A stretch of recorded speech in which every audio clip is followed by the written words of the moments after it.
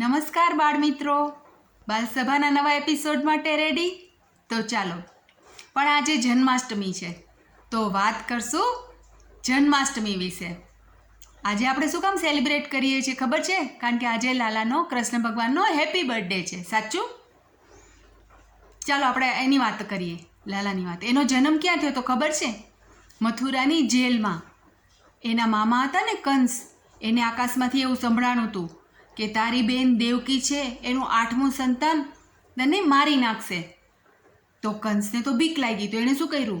દેવકી અને વાસુદેવને જેલમાં પૂરી દીધા અને એક પછી એક એના 7 સંતાનને મારી નાખ્યા. હવે 8મું બાળક, એ કોણ? કૃષ્ણ ભગવાન. તો હવે તો જ્યારે લાલાનો જન્મ થયો તો દેવકીજી અને વાસુદેવને બીક લાગી કે કંસ છે આને મારી નાખશે. તો વાસુદેવ વિચાર્યું, એણે દેવકીને કીધું કે મારો એક ફ્રેન્ડ છે ને એ તો ગોકુળમાં છે. કોણ હતું? નંદ બાવા. એને ત્યાં જઈને હું લાલાને મૂકી દઈશ તો ત્યાં સચવાયેલો રહેશે ને કંસ એને મારી નહીં શકે. પણ જાવું કેવી રીતે? કારણ કે એ તો જેલમાં હતા. આખું અવડું મોટું તાળું મારેલું હોય, સાંકળથી બાંધેલું હોય અને બહાર આટલા બધા પહેરેગીર એટલે વોચમેન આટલા બધા, તો કેવી રીતે જવું? ત્યાં તો ચમત્કાર થયો. લાલાને સમજ પડી ગઈ કે મારા પપ્પા મને ગોકુળ લઈ જવા માંગે છે. તો એણે તો શું કર્યું? ચમત્કાર. બધા વોચમેનને નીંદર આવી ગઈ, બોલો. અને તાળું એની જાતે ખુલી ગયું જેલનું. વાસુદેવની સાંકળ ખુલી ગઈ. પછી તો વાસુદેવે લાલાને કપડામાં વીંટાળી અને ટોપલામાં માથે લીધા અને ગોકુળ બાજુ ચાલ્યા. હવે મથુરાથી ગોકુળ જવું હોય તો રસ્તામાં શું આવે? યમુના નદી આવે. એ નદી ક્રોસ કરીને જવાનું. તમને ખબર છે લાલાનો જન્મ ક્યારે થયો હતો? તો કે શ્રાવણ મહિનાની 8મના દિવસે રાતે 12 વાગે. અને એટલો વરસાદ, એટલી વીજળી થાય. એમાં યમુના નદીના પાણી તો એટલા ઉછાળા મારે, એટલા ઉછાળા. વચ્ચે જ્યાં ચાલવા છે અહીંયા સુધી પાણી આવી ગયું વાસુદેવને. હવે શું કરવું? કેવી રીતે જવું?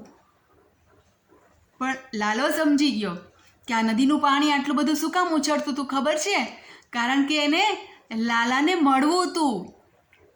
લાલાએ તો શું કર્યું? પોતાનો જમણો પગ રોતો જાય અને ધીમે ધીમે કરતો બહાર કાઢ્યો. બહાર આવ્યો એટલે શું થયું? નદીનું પાણી ઉછળ્યું. લાલાના અંગૂઠામાં એનો સ્પર્શ થઈ ગયો. લાલાને મળી લીધું. યમુના મહારાણી ખુશ થઈ ગયા. એણે તો સીધો રસ્તો કરી દીધો. વાસુદેવ તો આમ રસ્તો હતો નદીમાં, ત્યાંથી ચાલીને સીધા ગોકુળ પહોંચી ગયા. નંદબાવાને ત્યાં છે ને એક દીકરીનો જન્મ થયો હતો.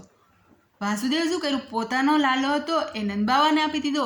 દીકરી લઈને મથુરા પાછા આવી ગયા. અને નંદબાએ શું કર્યું? લાલાને જશોદાજીની બાજુમાં સુવડાવી દીધા. જશોદામાં તો સૂતા હતા.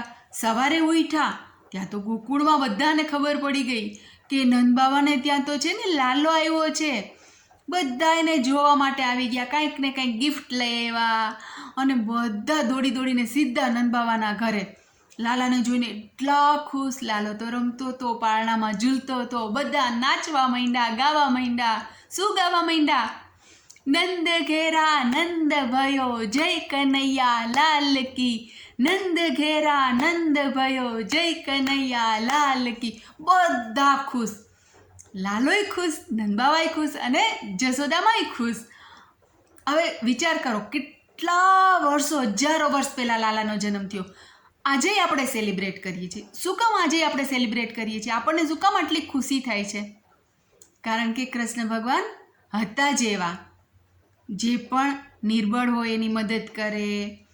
તમને ખબર છે એનું બીજું નામ માખણ ચોરૈયા હતું. શું કામ? કારણ કે બધી ગોપીઓને ત્યાં જઈને માખણ ચોરીને ખાતા, પણ પોતાના માટે ચોરી નહોતા કરતા. ખબર છે શું કરતા?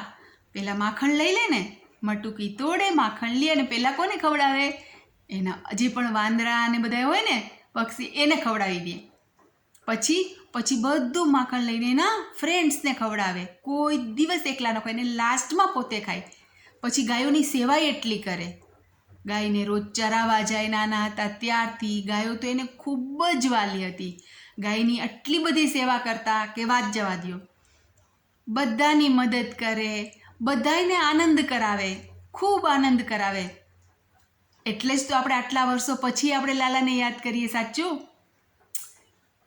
તો હવેથી લાલાને જેવું નટખટપણું પણ બધાની સાથે સારો વ્યવહાર, હે ને? મજા આવી તો શું કરશું? લાઈક કરશું, શેર કરશું અને ચેનલને સબસ્ક્રાઈબ કરશું. બધુંય કરશું, મસ્તી કરશું, બધું કરશું, પણ મેઇન વાત ક્યારેય નહીં ભૂલીએ, પપ્પા મમ્મીનું માનશું. બાય બાય, ટેક કેર, મજા કરો.